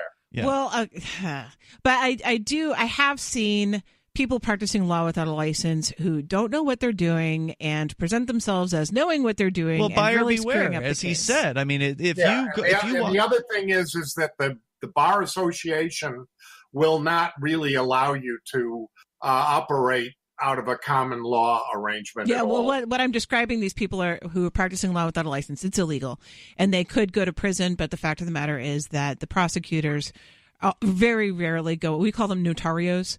Why is it illegal? Who's made it illegal? Because the lawyers, duh. Well, yeah, that's part of it. But also they are okay. So with immigrants, in a lot of the countries that they come from, there is this intermediary, and this might be what you're, sort of proposing, which is a notario, sort of like a notary public, but it's, the terminology sounds similar, but a notario is somebody who's allowed to practice law in a very limited capacity. They're allowed to complete forms and stuff like that, and that's in Latin America. It's sort of like a nurse practitioner in medicine in the U.S., where there's a lot that they can do, but then there's limits on how much they can do.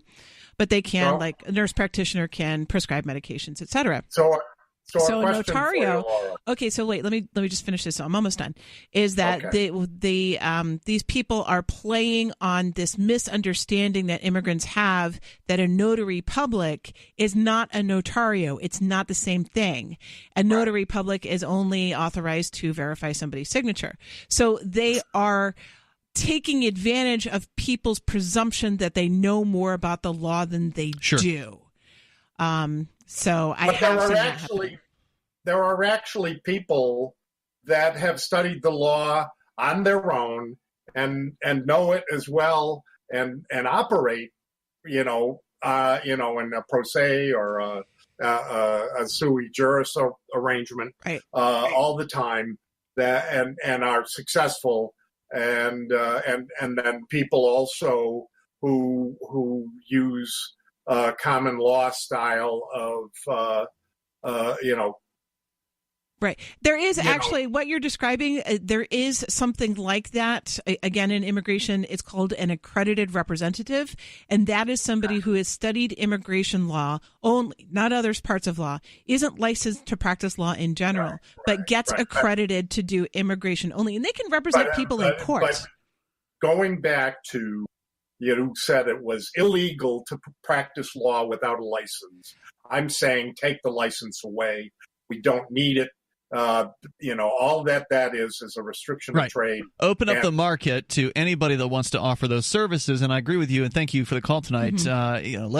Let the consumer make the decision. Do you want to go and hire an attorney who went to school and has the degree and has the Bar Association approval and all that? Or do you want to hire the equivalent of a shade tree attorney, somebody who's done the studying, but they never went to school? Maybe they're as good, if not better, than an attorney, but they don't have the piece of paper, so they don't charge as much.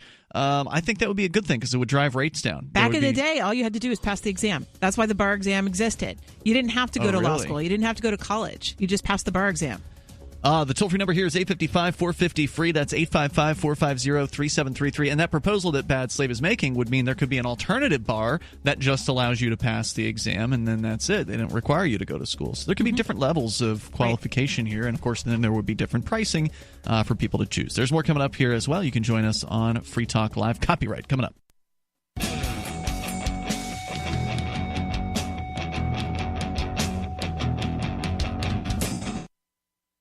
Oh, hey, Free Talk Live. You can dial in toll-free, bring up anything that you want.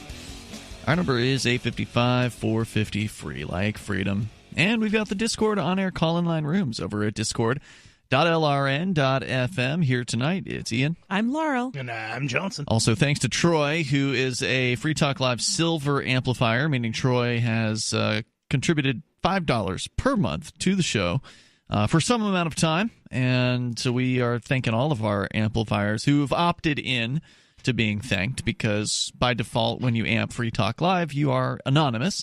But if you would like to be thanked, then you can fill out, just a couple fields, and then we'll know what to call you. You can call yourself whatever. Have us call you pretty much whatever you want, as long as it's FCC friendly. And so go to join the AMP program and get some cool perks and some bonuses because you're supporting what we do. That $5 a month that we ask for, and again, that's the silver level. That's what Troy is. That $5 a month helps us get on more radio stations, bringing new listeners on board with the show and exposing new people to the ideas of freedom. So if you want to help spread the ideas of liberty and you like what we're doing, then please join the AMP program over at amp.freetalklive.com. Makes a big difference for us when you do that. That's ampamp.freetalklive.com.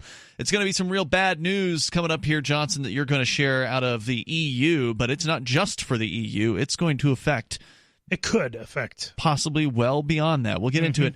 But let's go to David in New Mexico. You're on Free Talk Live first. Go ahead, David. Yeah, La Cosa Nostra, the Bar Association, as well as the law schools and everything else associated with our law, the courts themselves, the judges, absolutely, beyond the shadow of a doubt, is a racketeering organization. And let me just cite the one, for instance. Most people don't have a real-world experience with a bar association, and I had filed a bar bitch, as they call it, against an attorney. And what this attorney did was this attorney was appointed by the state and accepted the appointment to represent me in a child custody issue. And he was appointed because a statute said that the state must appoint an attorney. And then on initial consultation with me, that attorney decided he didn't want to work with me because of the way you hear me speak right now. I don't take any crap from anybody. And so he didn't want to work with me. Fine. And he said that I quit, and I will notify Judge John J. Romero, Jr. that I am withdrawing from the case. And the judge can then appoint a replacement attorney. And so a month and a half later, I contacted that appointed attorney back again, and he had not done what he said he was going to do. And another month later, still hadn't done it. Then I called John J. Romero Jr.'s office and talked to Daniel's assistant twice with a month in between. Both times, Daniel contacted this attorney by telephone, presumably. I don't know what they sent him in writing. And he still did not file the appropriate paperwork to withdraw from the case. And then finally, the court scheduled a hearing and dragged that attorney's butt into the courtroom and said, file this motion. A month and a half later, after that hearing, that attorney still did not file that motion. Also, that was a hearing in my case. That attorney never gave me timely notice that hearing had even happened, and so I missed that hearing. Wow. The first one that I ever missed in 10 years. And so that was half a year down the road, because it started in February. That was in July. In October, that attorney still had not filed the order that the judge ordered him to file back in July. And so finally, in the middle of October, that attorney finally got around to filing a one-paragraph proposed order that the judge had already said he was going to sign. And to this day, whatever it's March, whatever it's about to be April, I still do not have that replacement attorney appointed because of what the attorney did. I filed the bar complaint against this attorney. The bar came back and said he did nothing wrong. That's impossible that he did nothing wrong.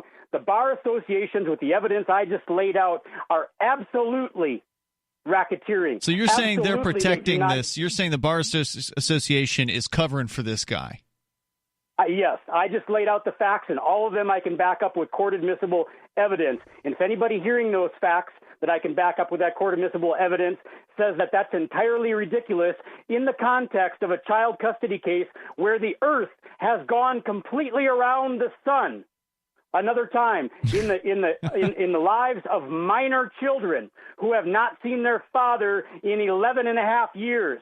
Well, does the Bar Association have to actually give you a reason as to why the attorney is totally fine, or is it just like they just make the decision, everything's fine, goodbye, have a nice day? Well, I don't know what they're bound to, but I can tell you what they did. They sent me a written notice saying that the bar finds that nothing wrong happened. It doesn't. He didn't do anything wrong. Well, what they could be arguing here is that he did file the paperwork. It just took him 8 months to get around to it. He's busy. Yeah, but that's malpractice.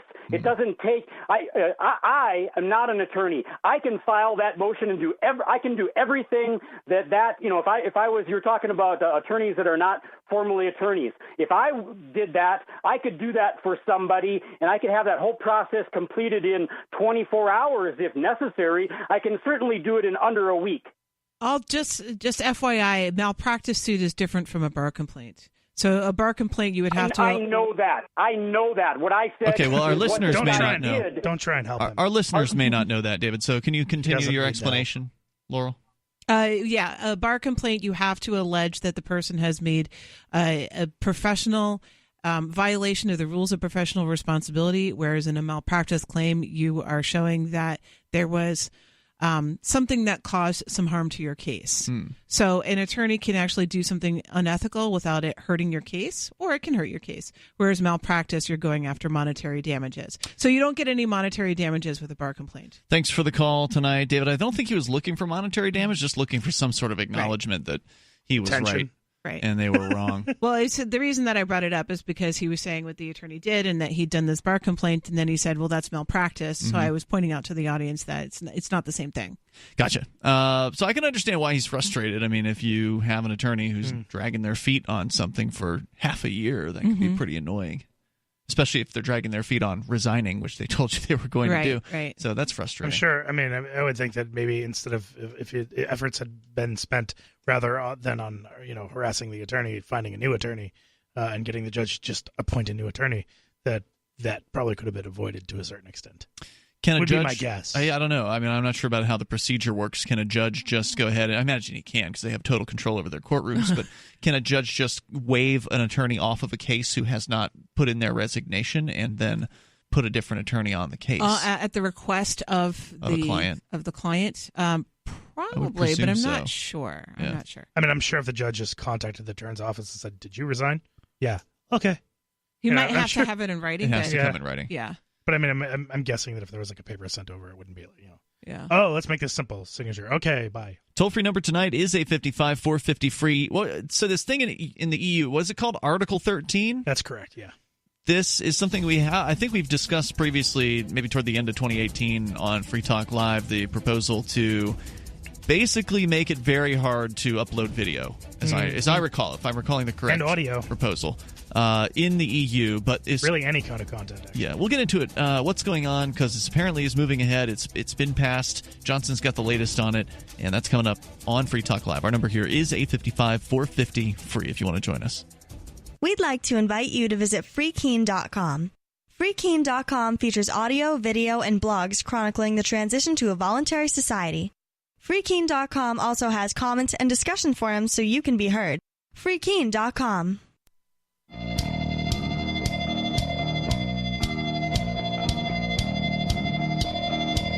Free Talk Live. You dial toll free if you want to join us here. Our number is 855-450-FREE. That's 855-450-3733. Don't forget, we are also broadcasting this not just on the radio, but also on Twitch, what is primarily a video game streaming platform, though we don't do much of the video game streaming. We do mostly talk radio on our Twitch channel. You can tune in whenever it is we're live, and Free Talk Live is there every single night, 7 nights a week from 7 to 10 at night Eastern Time. You can find us on our Twitch feed over at twitch.lrn.fm. Please give us a follow there. You do have to have an account at Twitch, which is free.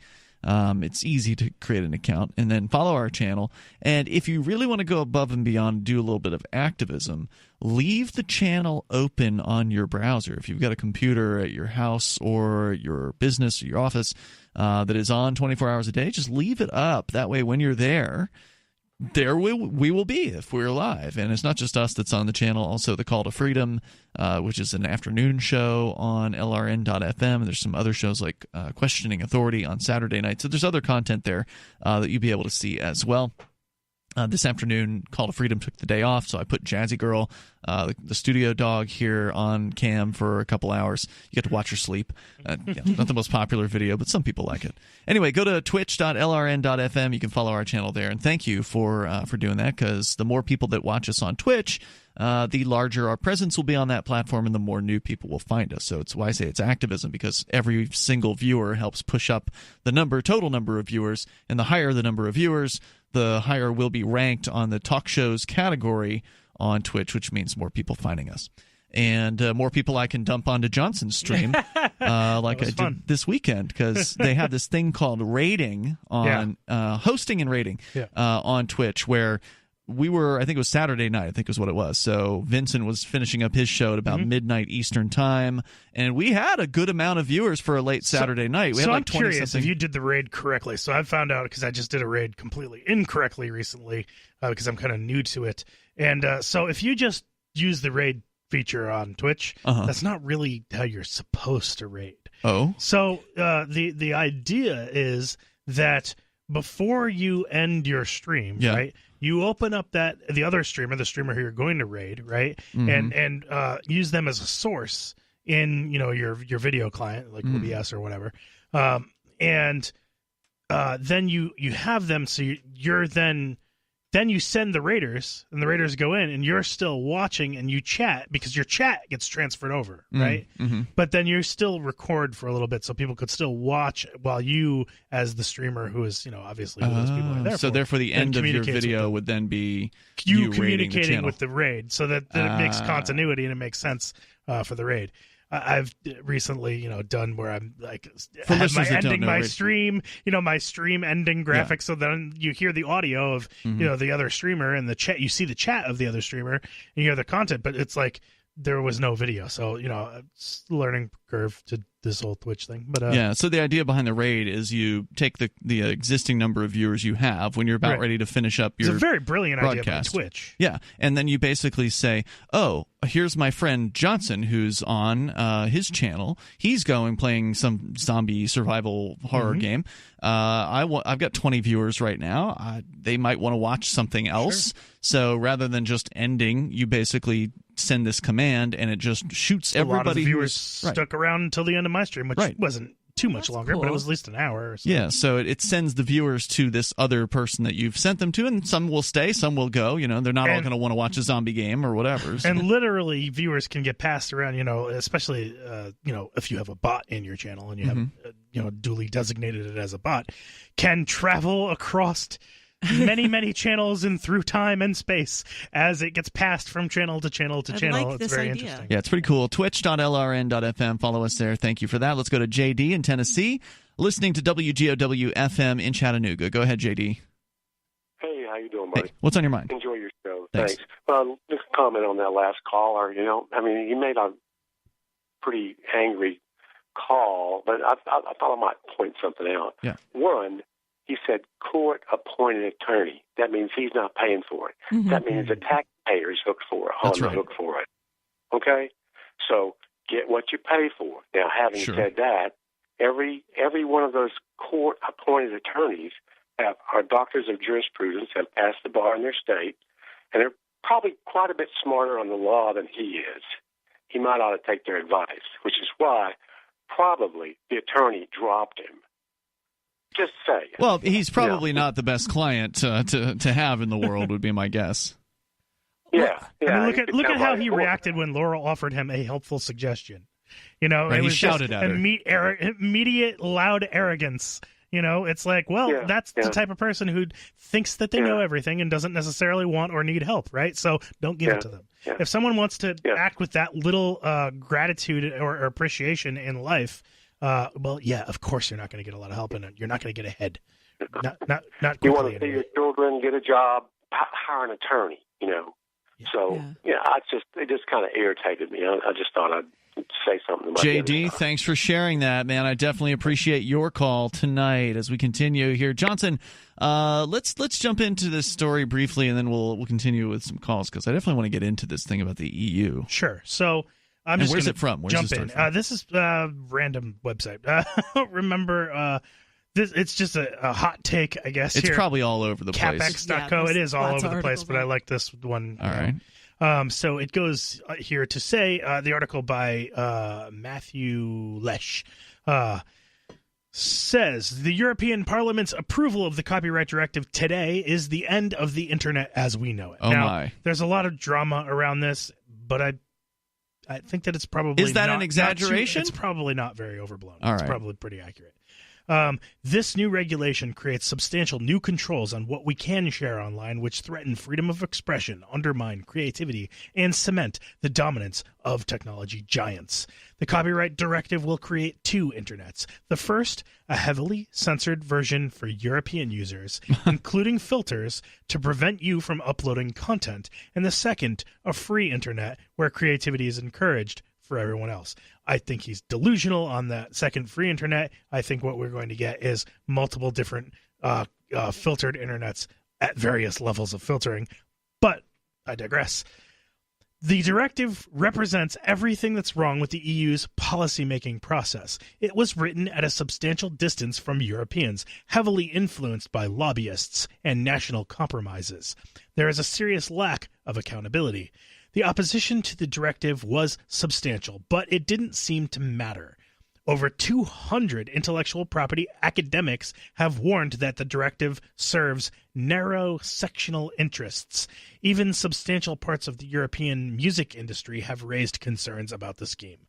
The Change.org petition opposing the directive has reached over 5.1 million signatories, the most in the website's history. Jeez. Last weekend, while some Brits were marching to stay in the EU, thousands of Europeans took to the street in Save the Internet marches. There are two particularly concerning sections of the law.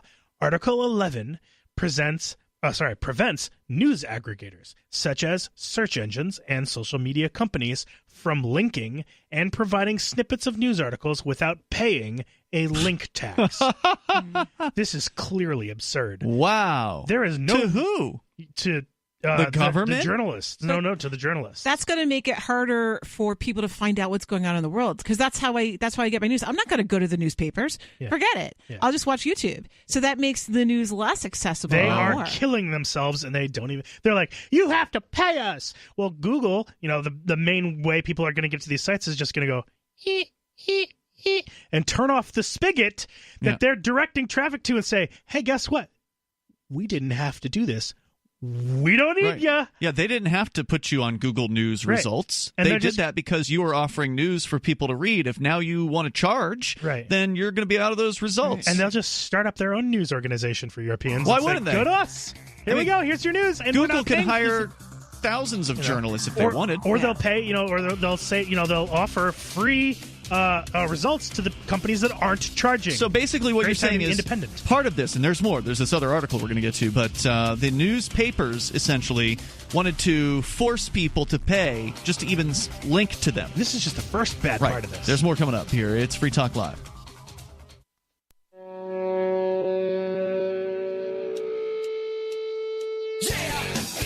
It is Free Talk Live, talking about the new disturbing copyright rules that are coming into play in the EU, and major media companies and individual users are rightfully upset about this. Johnson's giving us a rundown of what to expect in the coming weeks and months, maybe sooner than you think. Ian, Laurel, and Johnson in the studio here tonight. Our number is 855-450, free, like freedom.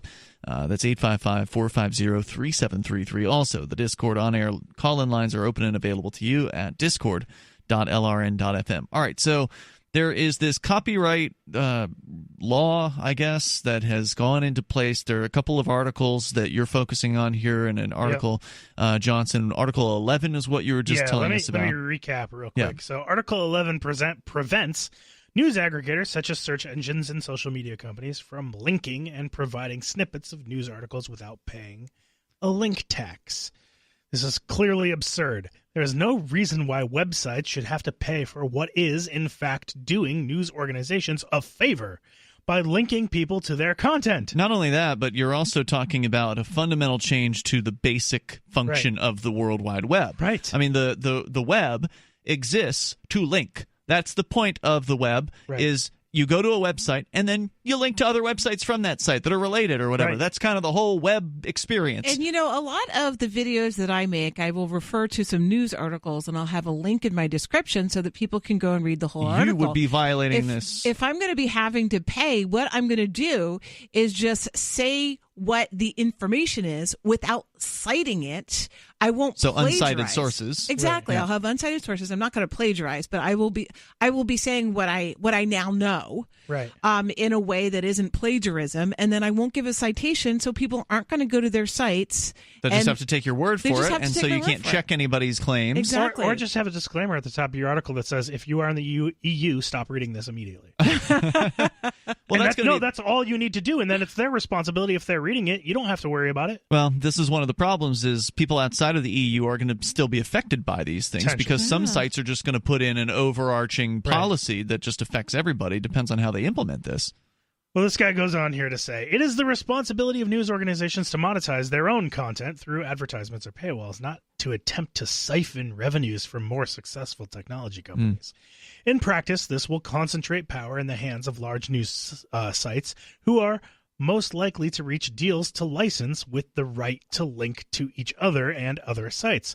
A German study found almost 2/3 of revenue will go to a single publisher and just 1% to smaller publishers. It's therefore no surprise that the multinational publishing industry lobbyists pushed the directive. This is desperate. It's desperate on the newspapers' parts. They're dying. I suspect they're dying in Europe as well, but they're definitely dying in the U.S. So. This is making it faster, though. They don't even realize that. Good. Yeah. Unfortunately, the rest of us get punished because it's not just news, it's also video that's going to be affected by this. So he goes on to say here, the internet was supposed to democratize access to information. This article will decrease access to online news. It will be much simpler for most websites to block links than to go through the effort and expense of reaching license deals. In 2014, Google shut down Google News in Spain to avoid legal liability in response to a similar domestic law. It was not worth operating a free service that brings in little revenue at the cost of paying for links. Article 13 makes platforms like Google, Facebook, Twitter, Tumblr, and web forums proactively liable. This is Article 13 now. Makes them proactively liable for breaking copyright. It reverses the onus, assuming user-generated content breaks copyright, unless proven otherwise.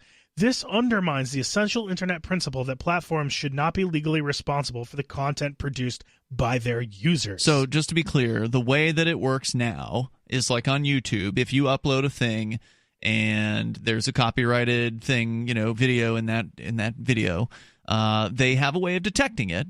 But generally, YouTube itself is not held liable. Well, YouTube is one of the only companies that has a system in place called Content ID. Google is one of the only companies that actually offers this. But even if you subvert and they have ways of subverting it by like reversing the video frame or cropping in or whatever.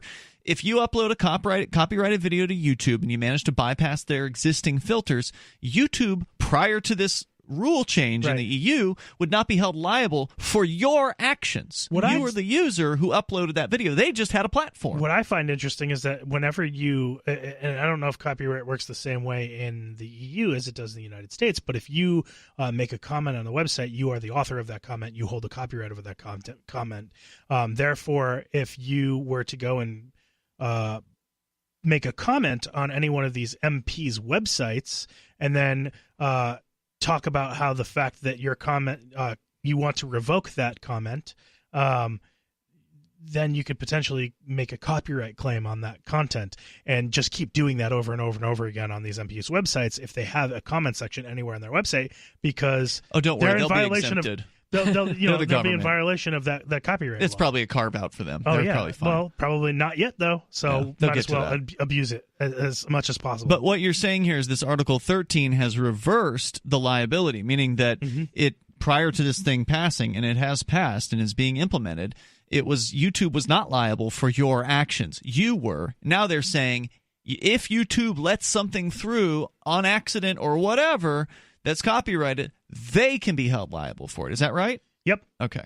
That's a huge change. Again, it says these platforms, they wouldn't survive the lawsuits. Stuff is going to get through. Even with YouTube, it gets through. Yeah. So it says, this undermines the essential internet principle that platforms should not be held legally responsible for the content produced by their users. Platforms are like libraries. When a book breaks copyright or is defamatory, it is removed. But you do not sue a library for what authors write. You go straight to the source. While they must remove the content on request if it breaks the law, internet platforms should not be liable for everything people say. But see, Johnson, if you go straight to the source, then you won't get anything out of it. All you'll get is a takedown. Yeah. Because, if some poor kid uploads, the next Eminem CD or whatever, the kid's doesn't even have a job, right? Like you can't get any blood from a stone, but YouTube's got deep pockets, so they think they're going to make more money. Well, off this of is also going to be a complete mess, right? Because additionally, copyright is often unclear and contested. Because they will be legally liable, Facebook, YouTube, and other platforms will need to use automated systems to prevent users posting swaths of content from images, videos, and music through to humorous GIFs and memes. In practice, this means new, complex upload filters. This is a serious threat to freedom of expression online, creativity, which often... It's huge because they're gonna err on the side of caution. They're gonna err on the side of not allowing a thing through. If there's any question mark, they're gonna say remixes no. are toast. This is going to wind up being Mashups. a big crackdown on free speech in Europe. Yeah. It'll have implications elsewhere, but this is a big deal. Let's go to Free Market Penguin on the line on our Discord server. Go ahead, Penguin. Hello. Oops, sorry, I unmuted the wrong one. You're there. Go ahead now. Hey, I was listening to the news today, and they were discussing in my state, Virginia, that they actually had passed this law, and it was difficult for them to get through. But the governor basically wanted them to stop suspending driver's licenses for people that can't pay the court costs. And of course, a lot of people that are of lower income end up with entangled in the legal system, having the court costs. And, for non-driving related infractions, they were getting their driver's license suspended. And that's obviously not only oppressive, but counterproductive, since they can't have a livelihood without the driver's license. So there was this one lady that was an advocate for, like social services or something, a bureaucrat or a advocate of some sort. And she was clearly somebody in the social service community, kind of on the left end of the spectrum. But she said right there, driving is a right, not a privilege. Mm-hmm. And of course, we know that's technically wrong. They say they make it a privilege and not a right. But I mean, that's clear and obvious to most people, and that you need to have the ability to, if you feel the need to